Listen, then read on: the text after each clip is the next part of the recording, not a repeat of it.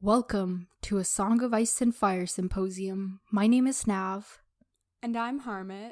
And this is A Game of Thrones, Chapter 3, Daenerys. In this chapter, we meet Dany and her sweet older brother. He's so nice. He's so kind. Just the sweetest. I totally want a brother like that. He is totally not abusive, right? No, definitely not.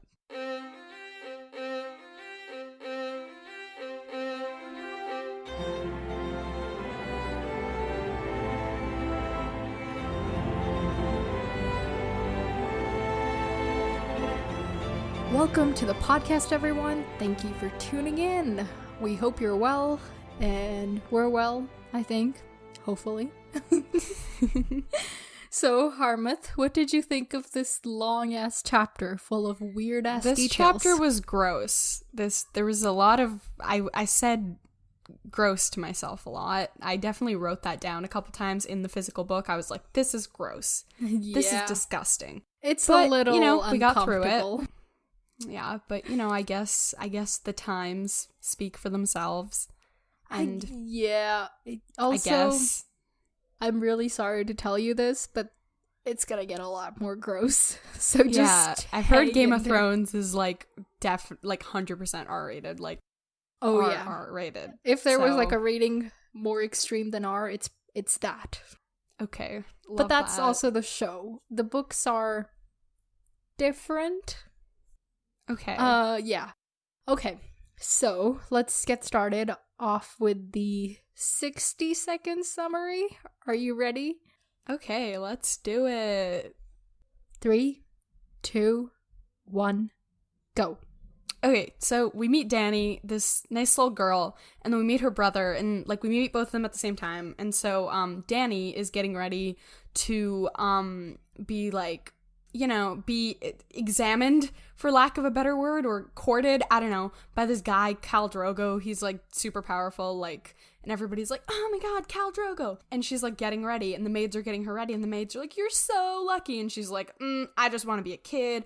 I just want to go back to my house with the apple tree outside. Lemon tree.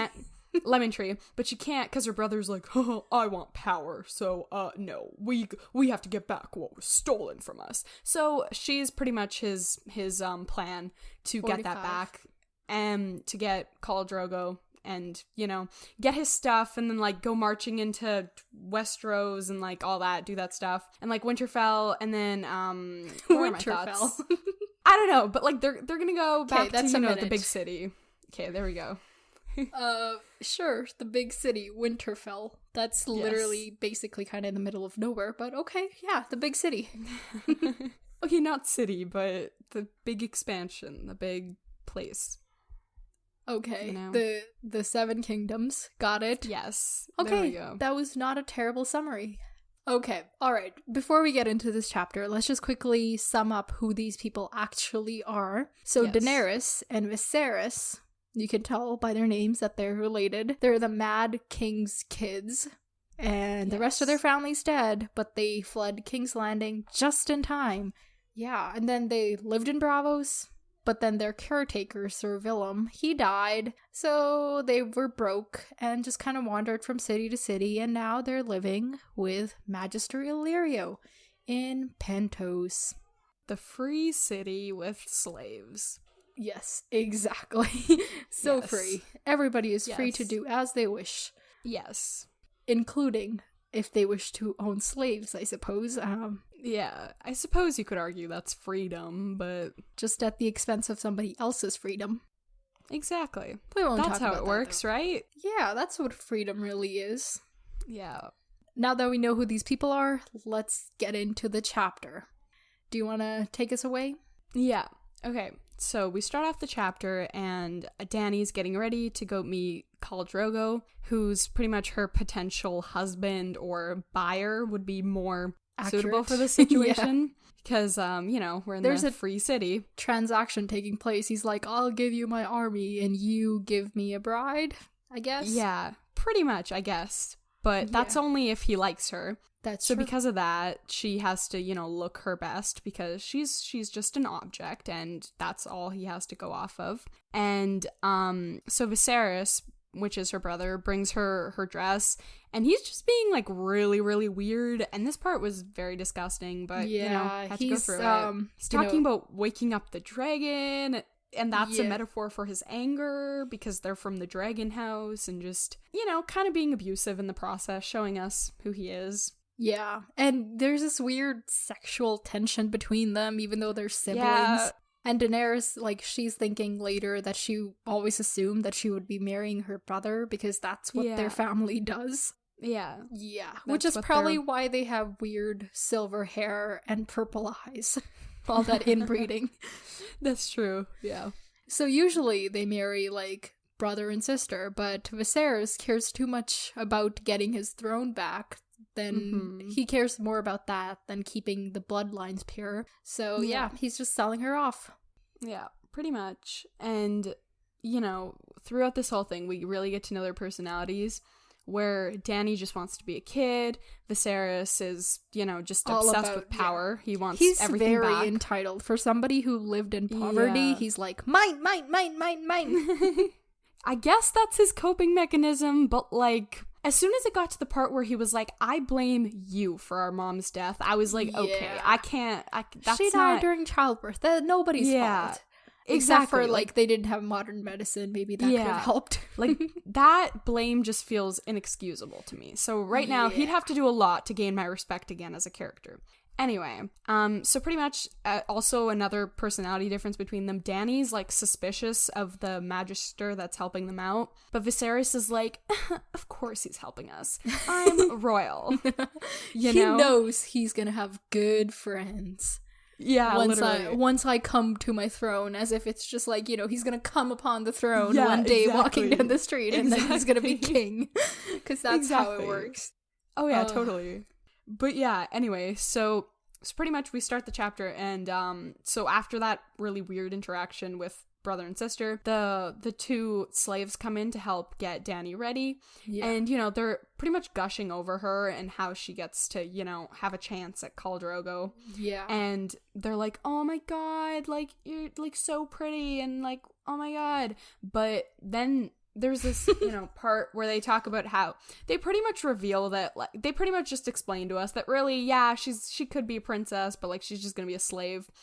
They were saying that Khal Drogo is so rich that even his slaves wear golden collars.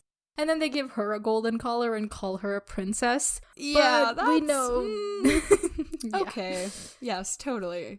But yeah, they're pretty much just gushing over Khal Drogo. That's that entire interaction. And then, yeah, as you said, like, Dany was talking about how she assumed that she would marry her brother. And so she's pretty much like, yeah, this is really important to him. And then, so they're ready to head out, and we finally actually, like, meet the Magister Illyrio, whatever his face is. We actually meet him, and pretty much this entire time, he's you know, buttering Viserys up, but he's really, like, he's just mocking him. Like, whisper your name in the night and sew dragon banners, and then he's like, or so my agents tell me. He's like, he, like, butters him up, but then also, like, he throws shade, but, like, Viserys is just too dumb to realize that he's throwing shade. Yeah, so, exactly. But yeah, obviously, but Dany's picking up on all that. Yeah, Dany has a brain in this situation. And like, you know, she's 13. She's literally a kid. And her brother, who's 21, while not, you know, the wisest age, he's still much older than her. Yeah. And Dany is so much more observant, and she knows that there's, like, dual meanings to everything. It's not just straightforward as her brother thinks it is. He's just so, like, that's the thing about obsession, right? When you're so just utterly obsessed with something, it's almost impossible for you to really see it as anything but linear. But then whereas Dany, you know, like, she doesn't really have many passions, you know? Yeah, exactly. She just wants to go live back in the house with the big red door and the lemon tree. Because that's all, like, that's the only good thing she's ever known in her life. She doesn't know Westeros. Yeah. So, yeah. They finally get to the party, And Dany is the only girl there. There's like a bunch of people from around the world, as well as a knight from Westeros. So Viserys is really excited to see him because he's like, oh, my people. Yeah, I'm his king. I'm sure he'll that will serve me. Exactly. Yeah, his name is Sir Jorah Mormont. And then she finally, we finally see this Khal Drogo. They've talked about this whole time. And Dany's scared because then it's revealed, like, her brother was talking to her and he's like, look at his braid. His braid is so long. And he was talking about how the Khals, like, cut off their braid when they lose a battle. Yeah, and his is so long in general. Yeah, and his is so long because he's never lost a fight. So yeah, and at that point, Dany's just like, I want to go. And Viserys is like, yeah, Viserys is just disgusting. And he says, and I quote, I'd let his whole Khalazar fuck you if need be, sweet sister. All 40,000 men, and their horses too, if that was what it took for me to get my army. Yeah. And at this point, I was like, what? He does not have his priorities straight. Or at least, he does, but they're just not very admirable priorities. Yeah, definitely not. Yeah, this guy is, his name is very well suited to who he is. He, like, just, it's such a visceral reaction that we have every time he's there. Yeah, that's true. Ugh. That's true. Oh my god. Yeah. Literally, the only person we met in this chapter that just didn't disgust me was Dany. Like, the Magister guy, he was gross. Every time the author described him, there was just some description of yellow. Was like, there was yellow teeth, yellow skin. I was like, that's so gross. Yeah. I was like, I don't want to, no, that's gross. I don't want to imagine just yellow as a person, It was just a gross chapter. Yeah. I'm just glad it's over and I don't have to read it anymore. Yeah, exactly. Okay, well, we did a good job of getting through all that. Yay. Okay, well, since that's everything for the chapter itself, what are your predictions? Do you think that this Khal Drogo is gonna like Dany? I think that he will like her, but I think there's gonna be a catch. Like, he'll be like, yeah, I like her, but, like, do I really, like, he'll be like, yeah, I like her, but if you want the army, you're gonna have to do something else, I want something else, not just the bride, okay. So do you think, Viserys will, meet his demands, and then they'll finally get married, or? I feel like that's too easy. Okay. Like, I don't think that, like, that's too easy, They have to go through more struggle to even get, like, this book's really long. They have to go through more struggle to even, like, get to Westeros. Yeah, well, for sure. if next episode they're, like, on their way to Westeros, it would be a little, anticlimactic. Yeah. Yeah. It's like, okay, what's the rest of the 5 books for? Yeah, exactly. Yeah, okay, so what do you hope for Dany? Because she's just a 13-year-old girl who's kind of timid and doesn't have much power or anything, but she is a POV character, so what do you want for her? Yeah, that's true. What do I want from her? That's a good question. I feel bad for her, and I don't want to expect anything from her, because I feel like that's really unfair to her, because she has virtually no power in this situation. Don't you want her to get power? Can you think of any ways she would get power? She could run away, but I don't think anybody would take her or help her. And I don't think that she has not the guts. I don't think that she would do that. Okay. So she's just kind of our perspective into, Viserys and his getting his kingdom back. Yes, right now. But I think that obviously they're going to eventually encounter the Stark family, or what's the royal one? The Robert, or the Baratheon. Yeah, the Baratheons or the Lannisters, or I think that once we meet more people, we'll see character development there. Okay. But I don't think it's gonna happen before that. Okay, so we got a bit of a wait then. Yeah. Okay, well, that's good for predictions. I'm just going to take a look to see if there's anything else. What about Illyrio? What do you think his intentions are? Because I think, honestly, it's possible he's honestly just, like, he's bored and he's having fun with this buffoon. Oh, but he's spending a lot of money. Yeah, he's wasting a lot of resources. So, yeah, I'm a little confused about that, but that's definitely not going to be a good, like, it's definitely not a good intention, you know? So you don't think it's going to be helpful to Viserys and Dany? It's just going to harm them in the end? Yeah, definitely going to harm Dany. I don't know about Viserys yet. It could be something that, like, unexpectedly helps him. I mean, it's already harming her. She's already being sold off. Exactly. So I do think it would get worse. Yeah, it seems like Illyrio was the one who set up this marriage possibility. So yeah, maybe he wants he's something already selling from her the off call through Viserys. Maybe that's possible. Oh, so he's actually helping call Drogo as opposed to Viserys? I'm saying he wants something. I'm saying Magister wants something from the call. Right. And he's like, okay, I'll get you this bride so you can get me whatever my thing is. Okay. Mm-hmm. Fair enough. I think that's everything. Do you want to flip the chapter and tell us what's next? Eddard. Okay, do you know who Eddard is? Yeah, that's the Ned guy. Ned Stark. We like him so far. We don't know a whole lot about him. Okay, so what do you think we're gonna see from Eddard? Okay, I think we're gonna... Okay, so if it's Eddard, we're obviously going back to the action of, the king is coming. Are coming. Yeah, all that.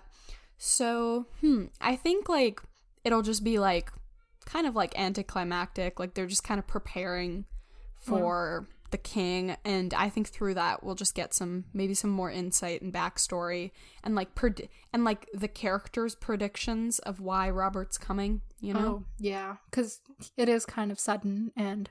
Yeah. They do need time to prepare because there's a lot of people coming. He's bringing like his whole court. Yes. So that's insane. Yeah. Well, last time you said you wanted a change of scenery and you thought Daenerys was going to be somebody beyond the wall.